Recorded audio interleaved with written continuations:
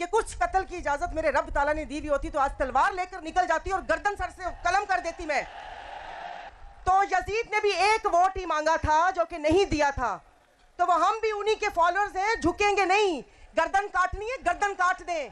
और आज मैं बोलती हूँ कि अगर मेरी जुबान भी किसी को मेरे बोलना बुरा लगता है तो सामने खड़ी हूँ, तो फिर गोली यहाँ आनी चाहिए। अस्सलाम वालेकुम। मेरे सिंध की गयूर अवाम, मेरे भाई, मेरी बहनों, मेरी माओ, आप सबको अस्सलाम वालेकुम। भेज पगारा,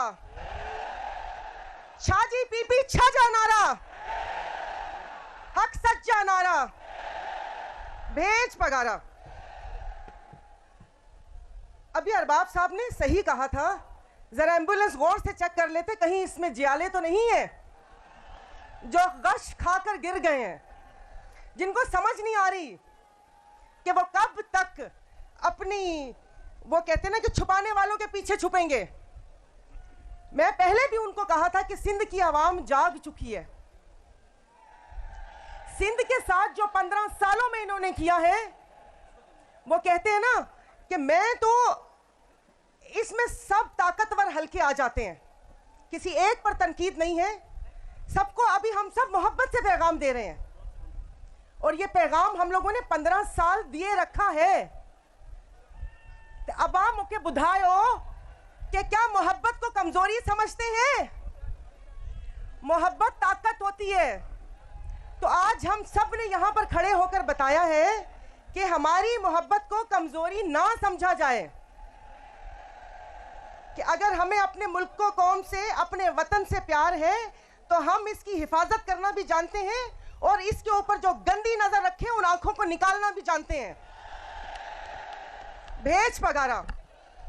आज आप लोगों का जोश और जज्बा देख के मैंने सिर्फ किताबों में, डॉक्यूमेंट्री में या अपने घर के बड़ों से वो जंगे आज़ादी का सुना था, सूर्य बादशाह रहमतुल्लाह अलैह का दौर सुना था, लेकिन आज आप लोगों को देखकर मेरी आंखों के सामने वो मंजर घूम गया कि उस वक्त वो क्या मंजर होगा,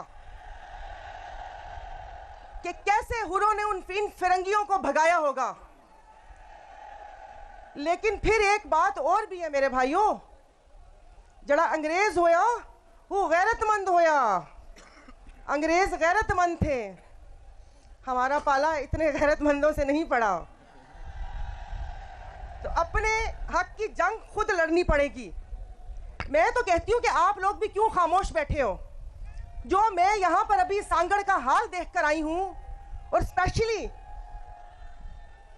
पीर साहब जो जमायत के साथ वहाँ पर जुल्म है कि जमायती के इलाकों में, कि जो वो कहते हैं ना कि तमाम सहूलतें, वो लगता है कि एक इलाका एरिया दूसरा है और जहाँ जमात बसती है वो कोई दूसरा सियारा है, कि उन्होंने बुक्स में, जमात की बुक्स में उसकी मोहब्बत, जो उनकी मोहब्बत अपनी जमात और अपने मुल्क कौम से है, उसमें उन लोगों ने उनके साथ जो सलूक किया है वो मैं सब अपनी आंखों से देख कर आई हूँ।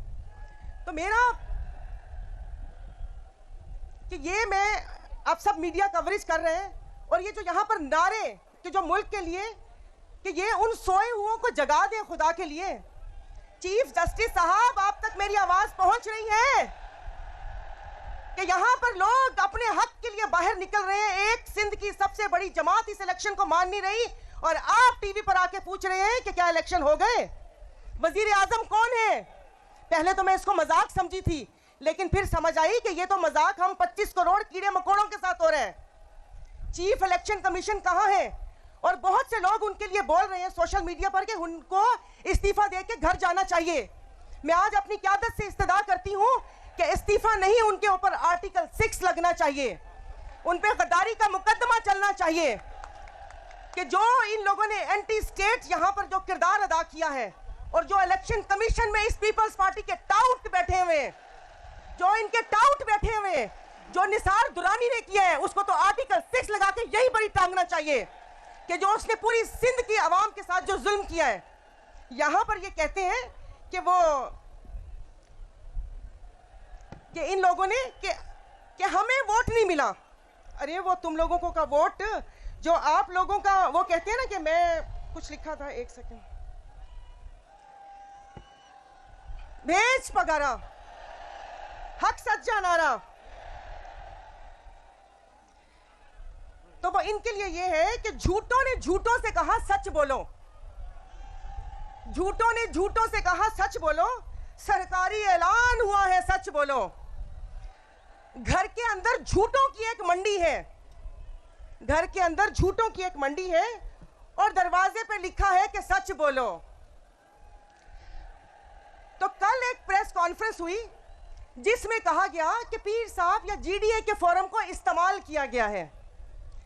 तो मैं यहां पर कहना चाह रही हूं अपने बीबी के फर्जंद मोहतरम बिलावल भुट्टो साहब से कि बिलावल भुट्टो साहब आंखें खोलें कि आपकी पार्टी को यरगमाल बना लिया है 4 लोगों ने। यहां सिंध में 4 लोगों ने आपकी पार्टी को यरगमाल बनाया हुआ है कि वो 4-5 लोग किस तरीके से सिंध पे हुकूमत कर रहे हैं, चाहे वो सिंध की सेहत का मामला हो।